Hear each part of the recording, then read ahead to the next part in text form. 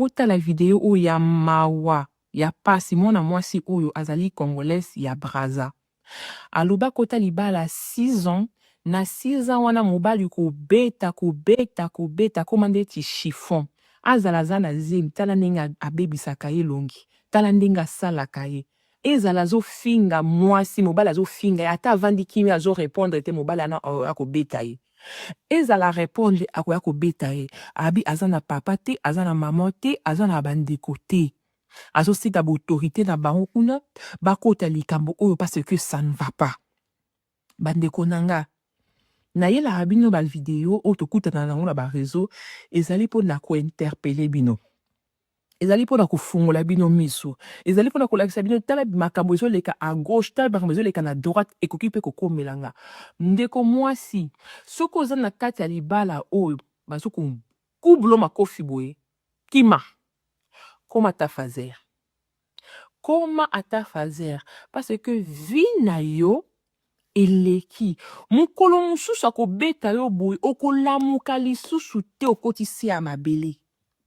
Comment mutu akoki kobeta donc mutu mwana mobali oza na makasi na nzoto okoki kobeta mwasi no ti na niveau o ba couple ebele basi ebele eza na Congo Brazza eza na Congo Kinshasa mibali na bango bankubulaka bango boye azo beta yo ase a défigurer yo asa tue longi okomi okola Mohamed Ali.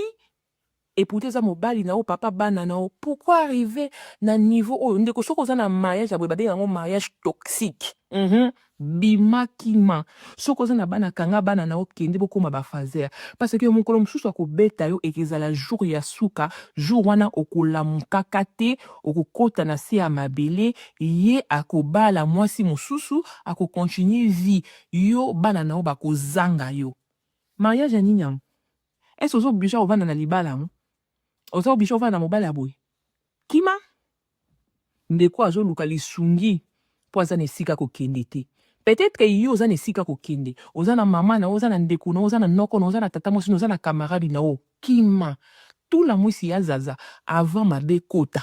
Parce que soki mabe koti yo kufi ya kobala. To moni bate bele ati. Basi na bango bakufi babali ya. Mibali na bango bakufi babali ya. Ta vie na yo eza très précieuse. Alors faut que protéger amo. Oze sika o mobalu ngwa mukolo mobala ko tombola ka liboka beti o mbata ngin. Yaya kima. Parce que nda bandika na mbata ngin. Awa loba robeta awa loba yano ku. Boko mon kwa Foreman na Mohamed Ali. Vi na yo eleki